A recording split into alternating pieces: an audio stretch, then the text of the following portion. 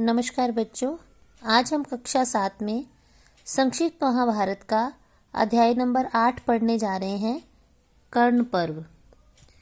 इसमें हम 16वें दिन के युद्ध के हाल से पढ़ना शुरू करेंगे। कर्ण का सेनापतित्व।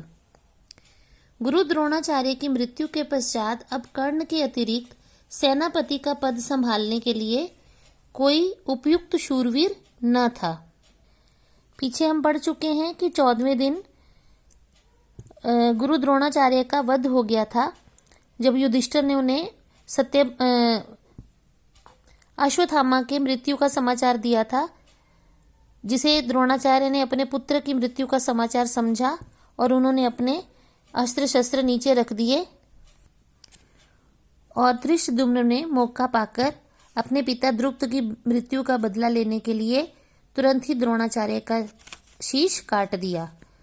अब गुरु द्रोणाचार्य की मृत्यु हो गई तो कौरव सेना में कर्ण को सेनापति पद के लिए संभालने के लिए कहा गया, क्योंकि अब कोई दूसरा शूरवीर नहीं था जो सेनापति का पद संभाल सकता। दुर्योधन ने कर्ण का सेनापति पद पर अभिषेक किया। कर्ण ने प्रतिज्ञा की कि मैं पूरी शक्ति से पांडवों का संहार करूंगा। संहार करना होता है मार देना, और कौरवों को विजयश्री दिलाऊंगा। प्रातः शंख बजाकर कर्ण ने युद्ध की घोषणा की। कौरव महारथियों को स्थान स्थान पर तैनात किया गया।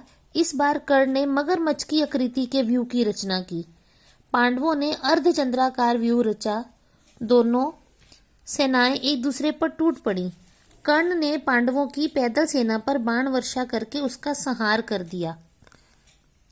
नकुल ने युद्ध क्षेत्र से भागने की कोशिश की, परंतु कर्ण ने उसके गले में धनुष डालकर पकड़ लिया। उसने कुंती के दिए वचन के अनुसार नकुल का वध नहीं किया। उसका निशाना तो अर्जुन ही था, क्योंकि कर्ण पहले ही युद्ध शुरू होने से पहले ही जब कुंती कर्ण के पास गई थी ये कहने के लिए कि उसे अपने भाइयों का साथ देना चाहिए, तो कर्ण ने कुंती को वचन दिया था कि अर्जुन के अलावा वह किसी भी पांडव को नहीं मारेगा और केवल अर्जुन को ही निशाना बनाएगा, और अगर अर्जुन मरे या कर्ण, उसके 5 पुत्र तो जीवित रहेंगे ही। तो उसी वचन के कारण उसने नकुल का वध नहीं किया, क्योंकि वह केवल अर्जुन को ही मारना चाहता था। कर्ण पांडव सेना पर भारी पड़ते जा रहे थे। ये देख श्री कृष्ण ने अर्जुन को कर्ण से युद्ध करने के लिए उकसाया। अर्जुन ने बाण वर्षा कर दी, परंतु दुर्योधन ने अपनी कौरव सेना के साथ अर्जुन के आक्रमण का जवाब दिया। सूर्यास्त होने के कारण युद्ध रोकना पड़ा। रात को कौरवों के शिविर में अपनी असफलता का कारण बताते हुए कर्ण ने दुर्योधन से कहा कि अर्जुन का नंदी घोष रथ इतना बड़ा है कि उसमें असंख्य अस्त्र शस्त्र रखे जा सकते हैं। उसके पास अग्निदेव का दिया हुआ गांडीव धनुष है तथा अक्षय तुणीर भी है। अक्षय तुणीर होता है जिसके तीर, जिसके बाण कभी खत्म ही नहीं होते। जैसे अक्षय पात्र था ना, वैसे ही अक्षय तुणीर। फिर देवताओं के द्वारा दिए गए अनेक दिव्यास्त्र भी हैं। कृष्ण जैसा कुशल सारथी है उसका। कर्ण ने अर्जुन के शौर्य तथा युद्ध कौशल को स्वीकार किया। उसने शल्य को अपना सारथी बनाने का प्रस्ताव रखा। दुर्योधन के कहने पर शल्य ने कर्ण का सारथी बनना स्वीकार कर लिया। कर्ण के सारथी बनने से पूर्व ही शल्य ने कह दिया कि उससे स्पष्ट बोलने की आदत है, इसलिए कर्ण उसकी किसी बात का बुरा न माने। दुर्योधन ने उसकी बात को गंभीरता से नहीं लिया। इस प्रकार 17वें दिन के युद्ध के लिए शल्य कर्ण का सारथी बना। इधर आपको एक बात याद दिला दूं कि शल्य ने पांडवों से ये वचन दिया था कि मैं पांडवों का अहित नहीं करूंगा। भले ही मैं दुर्योधन की सेना की तरफ से लड़ूंगा, लेकिन फिर भी साथ पांडवों का दूंगा, क्योंकि दुर्योधन ने छल से उसकी सेना को अपनी तरफ मिलाया था। वह तो पांडवों की सहायता के लिए ही आया था, और अपने इसी वचन को पूरा करने के लिए उसने दुर्योधन को पहले ही चेता दिया था कि अगर मैं कुछ कहूं कर्ण से, तो कर्ण को मेरी किसी बात का बुरा नहीं मानना चाहिए। तो इसी बात की आड़ लेकर शल्य कर्ण को हतोत्साहित करना चाहता था। 17वें दिन का युद्ध। कर्ण ने युद्ध आरंभ किया। युधिष्ठिर को दिए गए वचन के अनुसार शल्य अर्जुन की प्रशंसा करते हुए कर्ण को हतोत्साहित करने लगा, यानी उसको उकसाने लगा कि तुम पांडवों को नहीं जीत सकते, तुम उनसे हार जाओगे, अर्जुन का जो है ताकत तुमसे ज्यादा है, अर्जुन तुमसे ज्यादा कुशल है। और जो कर्ण था उसका उत्साह कम होता रहा, क्योंकि युद्ध में उत्साह की ही जीत होती है। तो अगर उत्साह कम हो जाए तो वो व्यक्ति हार भी सकता है, चाहे कितना भी बड़ा योद्धा क्यों ना हो। वे कर्ण को अर्जुन और भीम के समक्ष कमजोर करते रहे, यानी उन्होंने कर्ण को मानसिक रूप से कमजोर करने की कोशिश की। भीम के प्रहार से कौरव सेना विकल हो रही थी। विकल का अर्थ होता है व्याकुल। अर्जुन का सामना करने से पूर्व ही कर्ण ने शल्य को भीम की ओर रथ मोड़ने के लिए कहा। भीम कौरव सेना पर तीव्र आक्रमण कर रहे थे। भीम और कर्ण में भयंकर संग्राम छिड़ गया। भीम ने एक ऐसा तीर छोड़ा जो कर्ण का कवच भेदकर कर्ण के शरीर में चुभ गया। कर्ण मूर्छित हो गया। शल्य रथ को भगाकर ले गए। सुध लौटने पर कर्ण ने युधिष्ठिर पर भयंकर आक्रमण कर दिया। युधिष्ठिर की रक्षा करने वाले नकुल के रथ के घोड़ों को मार गिराया। उसने युधिष्ठिर पर बाणों की वर्षा करके उन्हें घायल कर दिया। युधिष्ठिर की स्थिति देखकर शल्य जानबूझकर रथ अर्जुन की ओर ले गए।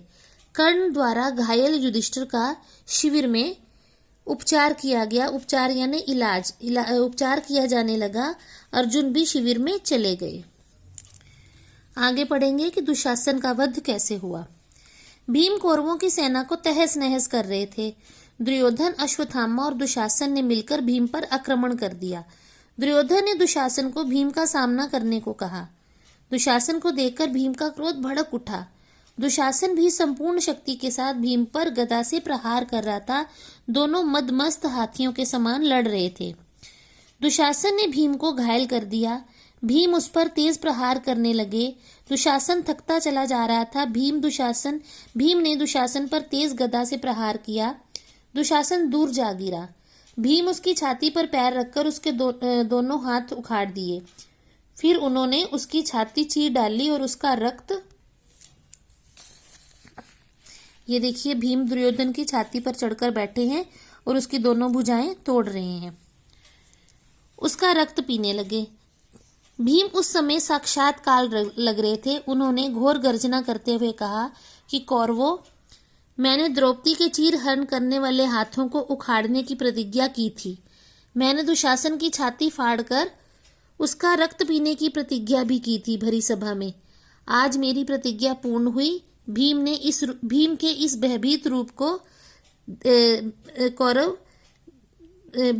को देखकर कौरव सेना भाग गई। भीम के इस रूप से भयभीत होकर कौरव सेना भाग गई। आगे है कर्ण की वीर गति। अब कर्ण की मृत्यु कैसे होती है पढ़ते हैं। दुशासन वध के पश्चात शल्य ने कर्ण को अर्जुन से युद्ध करने के लिए उकसाया। कर्ण अपना धैर्य व विवेक खो बैठे। विवेक होता है बुद्धि, होश। उसने अर्जुन पर बाणों की वर्षा करनी आरंभ कर दी। अर्जुन ने भी उसके बाणों का मुंह तोड़ जवाब दिया। मुंह तोड़ जवाब देना एक मुहावरा है जिसका अर्थ होता है बहादुरी से सामना किया। कर्ण विचलित हो गया। शल्य ने कहा, तुम्हारा ये बाण अर्जुन का सिर नहीं काट सकता, इससे तेज बाण छोड़ो। क्रोधित होकर कर्ण ने नागास्त्र छोड़ दिया, किंतु तुरंत श्री कृष्ण ने रथ के घोड़ों को झुका दिया तथा रथ को 5 उंगली जमीन के नीचे धांस दिया। यानी कृष्ण ने रथ की ऊंचाई 5 इंच कम कर दी। रथ जमीन के अंदर धंस गया 5 इंच। अर्जुन बच गए और जो नागास्त्र था उसका निशाना चूक गया। उसको निशाना बनाया था अर्जुन के मस्तक को, लेकिन 5 इंच नीचे गया तो अर्जुन के मुकुट पर उसका जो है लक्ष्य भेदन हुआ। अर्जुन बच गए। नागास्त्र अर्जुन के मुकुट को उड़ाते हुए आगे जा गिरा। इस प्रकार उसका ये वार भी निष्फल हुआ। निष्फल हुआ मतलब व्यर्थ चला गया। अर्जुन उसी तरह धीर और अविचलित होकर बाण चलाते रहे, किंतु कर्ण की अधीरता बढ़ती जा रही थी। असावधानीवश कर्ण ने रथ का पहिया कीचड़ में फंस गया। उसने अर्जुन से कहा, मैं रथ को कीचड़ से निकाल लूं, कुछ क्षणों के लिए रुक जाओ। ये क्षत्रिय धर्म है, ये क्षत्रिय का धर्म है। किंतु अर्जुन ने कहा, कर्ण, तुम्हें अभिमन्यु को मारते समय धर्मयुद्ध का ज्ञान नहीं हुआ था? विराट के यहाँ गौं को चुराते समय धर्म का ज्ञान नहीं हुआ था? अब युद्ध में तुम धर्म की बात करते हो। श्री कृष्ण ने कहा, द्रौपदी का अपमान करते समय तुम्हारा धर्म कहाँ गया था कर्ण? कर्ण समझ गया कि उसकी प्रार्थना का कोई प्रभाव नहीं होगा। उसने अर्जुन पर तेज बाण मारा। बाण के आघात से अर्जुन मूर्छित हो गए। कर्ण रथ से कूदकर कीचड़ में धंसे पहिए को निकालने लगा। श्री कृष्ण ने अर्जुन को झिझकोरते हुए कहा, अर्जुन, अच्छा अवसर है, कर्ण पर प्रहार करो, शीघ्रता करो, अन्यथा तुम कर्ण को मार न सकोगे। अन्यथा का अर्थ होता है वरना, वरना तुम कर्ण को मार ना सकोगे। अर्जुन निशस्त्र कर्ण पर बाण चलाने में, निशस्त्र शस्त्र के बिना, क्योंकि उस समय अर्जुन जो था पहिया निकाल रहा था, उसने अपने शस्त्र नीचे रखे हुए थे। अर्जुन निशस्त्र कर्ण पर बाण चलाने में हिचकिचा रहे थे, परंतु अभिमन्यु वध और द्रौपदी के अपमान को याद करा के उन्होंने अगले ही क्षण कर्ण पर प्राणघातक बाण चला दिया। कर्ण का सिर धड़ से अलग हो गया। धड़ मतलब शरीर। कर्ण के वीर गति को प्राप्त होते ही श्री कृष्ण और अर्जुन ने शंख बजा दिया। पांडव सेना में हर्ष की लहर दौड़ गई। कौरव सेना में हाहाकार मच गया। दुर्योधन शोक के सागर में डूब गया। वह बिलख बिलख कर रोने लगा। कर्ण पर ही उसका सबसे अधिक भरोसा था। सूर्यास्त हो चुका था, युद्ध बंद हो गया और सभी अपने अपने शिविर लौट गए। रात को कौरव शिविर में उदासी और निराशा छाई हुई थी। शल्य ने दुर्योधन को समझाया, अनीति पर चलने का दुष्परिणाम तुम्हारे सामने है। अनीति मतलब अन्याय की राह पर, नियमों के विरुद्ध। तुम्हारे हठ ने तुम्हें इस स्थिति पर पहुंचाया है।